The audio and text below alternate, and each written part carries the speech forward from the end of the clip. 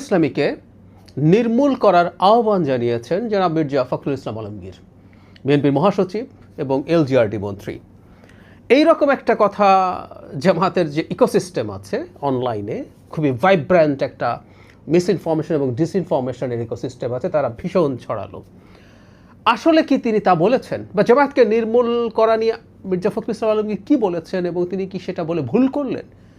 এটা একটা theoretical debate আমার মনে হয় সমাজে চালু করতে পারে। সেই প্রসঙ্গে কয়েকটা কথা বলা।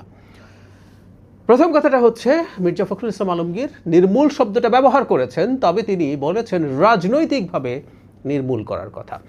কনটেক্সট আছে, আমি একটু সময় লাগলেও উনি আসলে এক্স্যাক্টলি কি বলেছেন একটু পড়া দরকার, তারপর আমার মনে হয় আমাদের বুঝতে সহজ হবে।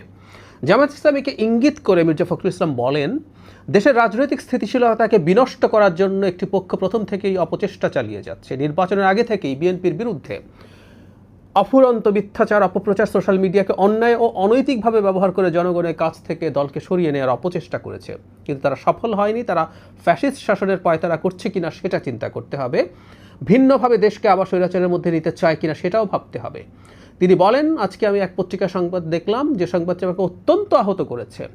সেখানে জামায়াতের আমির বলেছেন বিএনপি ইঞ্জিনিয়ারিং করে ক্ষমতায় আসছে। আমি এটার তীব্র নিন্দা জানাচ্ছি, প্রতিবাদ জানাচ্ছি। তিনি বা তার দল কখনোই সুস্থভাবে চিন্তা করেন না, তা প্রমাণিত হয়েছে। জামায়াতে ইসলামের দিক থেকে এই নির্বাচনকে যেভাবে প্রশ্নবিদ্ধ করার চেষ্টা করা হচ্ছে, অত্যন্ত ন্যাক্কারজনক। দু একবার তাকে বলতে হবে বলে আমি বলেছি আগেই, আমি পরের অংশটা পড়ছি। একটু এই প্রসঙ্গটা যেহেতু আসলো সেটা নিয়ে কয়েকটা কথা বলি। নির্বাচনের আগে আমি খুব বলতাম যে জামায়াত ইসলাম একটা ট্র্যাপে পড়ছে, নিজেদের একটা ট্র্যাপ তৈরি করছে। সেটা হলো নির্বাচনে তারা জিতে যাবে, ক্ষমতায় চলে আসবে, এই রকম একটা ন্যারেটিভ তারা তৈরি করার চেষ্টা করেছিলেন। তখন আমি প্রচুর রেকর্ড আছে এটার, টকশোতে বলেছি, নিজের এই চ্যানেলে বলেছি যে তারা নির্বাচনের পর তারা বুঝবেন এটার সমস্যাটা। কারণ হলো তারা খুবই খারাপ ফলাফল করবেন তাদের এই হাইপ যেটা তৈরি করছেন সেটার ভিত্তিতে। এটাও বলেছি হাইপ হয়তো তৈরি করা তাদের জন্য টু সাম এক্সটেন্ট এসেনশিয়াল ছিল, কারণ আমি নির্বাচনে জিতে যাব এটা না বলা গেলে আসলে খুব ভালো ফলাফল করার সম্ভাবনা থাকে না। কিন্তু যেহেতু তারা এটা বলে ফেলেছেন, তাহলে সেই অর্থে একরকম ডাব্বা মারা রেজাল্ট যখন হবে, তখন আইওয়াশের জন্য কয়েকবার তারা এই কথাটা বলতে পারেন। কিন্তু তারা যেইভাবে, যে ঢঙে বলছেন, যে ন্যারেটিভ এস্টাবলিশ করার চেষ্টা করছেন দেশের গণতন্ত্রের জন্য, এটা একটা অত্যন্ত হার্মফুল ব্যাপার। আই রিপিট, গণতন্ত্রের জন্য অত্যন্ত হার্মফুল ব্যাপার। একটা গণতান্ত্রিক ব্যবস্থায় নির্বাচন, ফেয়ার নির্বাচনকে মেনে নিতে হয়। এটা যিনি মেনে নেন না, তিনি আসলে গণতান্ত্রিকই না। যাই হোক, তিনি এরপর নির্বাচন কত ভালো হয়েছে সেটার কথা বলছেন জনাব মির্জা ফখরুল ইসলাম আলমগীর। এরপরের সেই জায়গাটা যেখানে তিনি বলছেন, 5 আগস্টের পর গণতন্ত্রকে প্রাতিষ্ঠানিক রূপ দেওয়ার যে সুযোগ পাওয়া গেছে, সেই প্রচেষ্টাকে নষ্ট করে দিতে আবার ফ্যাসিস্ট শাসনের পায়তারা তারা করছে কিনা সেটা চিন্তা করতে হবে। তিনি বলেন, তাদের যে অতীত ইতিহাস আমরা ভালো করে জানি, সমগ্র জাতি সচেতনভাবে তাদের প্রত্যাখ্যান করেছে। এই হলো সেই বাক্য। আগামীতে যেন রাজনৈতিকভাবে তাদের পুরোপুরি নির্মূল করা যায়, সেভাবে আমাদের কাজ করতে হবে। সো উনি একটা এক্সপেকটেশনের কথা জানিয়েছেন। কেউ কেউ বলতে পারেন এই নির্মূল শব্দটা নিয়ে হয়তো কেউ প্রশ্ন করতে পারেন যে শব্দটা তার বলা ঠিক হয়েছে কি হয়নি। কিন্তু যে কথাটা আমরা এভাবে বলবো যে একটা রাজনৈতিক দল, ক্রিয়াশীল একটা রাজনৈতিক দল, এই মুহূর্তে ঘটনাচক্রে বলছে আওয়ামী লীগ নেই বলে, যে দলটা তার প্রতিদ্বন্দ্বী, অনেক গ্যাপ, তারপরও আর তো কেউ নেই মাঝামাঝি, সো প্রধানতম প্রতিদ্বন্দ্বী বলে যাকে মনে হচ্ছে, সেই দলটাকে রাজনৈতিকভাবে নির্মূল করতে চাওয়া কি খুব অন্যায়ের ব্যাপার।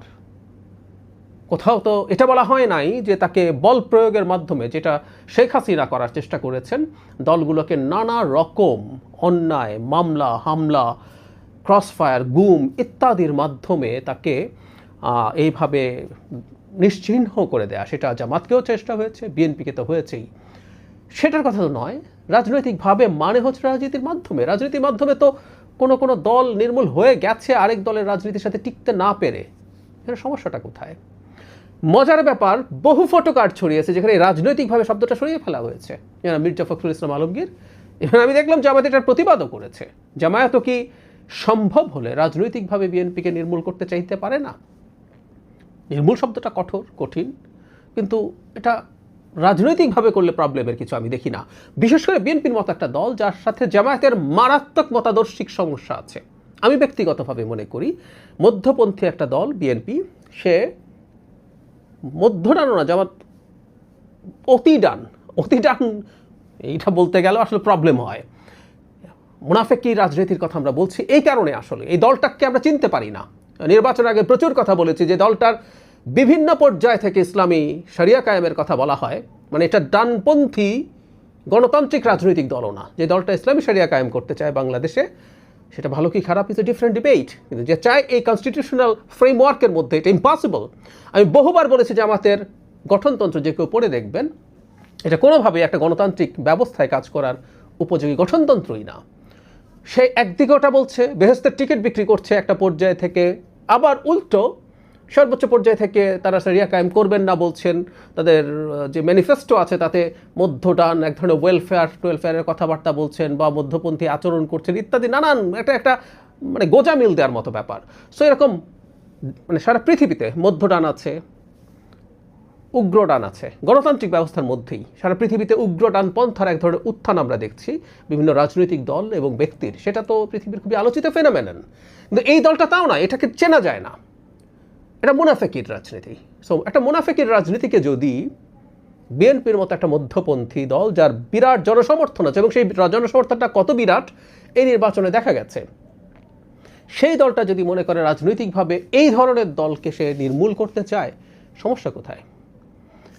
উদার গণতন্ত্রে বিশ্বাসী বিএনপি নিশ্চয়ই গণতন্ত্রে বিশ্বাস করে বলেই সে চাইবে, তার এক্সপেকটেশন থাকবে বাংলাদেশের মাটিতে, বা আমি ব্যক্তিগতভাবে চাইব বাংলাদেশের মাটিতে আসলে আরেকটা উদার গণতান্ত্রিক রাজনৈতিক দল হবে। খানিকটা ডানপন্থী হতে পারে, খানিকটা বামপন্থী হতে পারে, কিন্তু সেটা গণতান্ত্রিক ব্যবস্থাকে মাথায় রেখে ধারণ করে সে রাজনীতি করবে এবং তাকে চেনা যাবে, হুইচ ইজ ভেরি ইম্পর্ট্যান্ট। সারা পৃথিবীতে যত উগ্র ডানপন্থী দল আছে, ইউরোপে মাথা চাড়া দিচ্ছে, আমাদের আশপাশে আছে, সেখানে প্রত্যেকটা দলকে আমরা আসলে চিনতে পারি। এটাও ইডিওলজি, এটার অবস্থান, এটার ভিত্তিতে রাজনীতি নির্ধারিত হয়।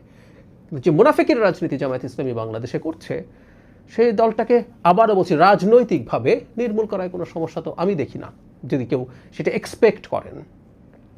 বরাবরের মতো আবারও বলি, এই দলটারই বিরুদ্ধে যখন যে কোনো রকম তার রাজনৈতিক এবং তাদের ব্যক্তিদের মানবাধিকার লঙ্ঘিত হয়েছে, আমার প্রচুর রেকর্ড আছে সেটার বলার, সেটার বিরুদ্ধে কথা বলার। হাসিনার সময় আমরা বলেছি।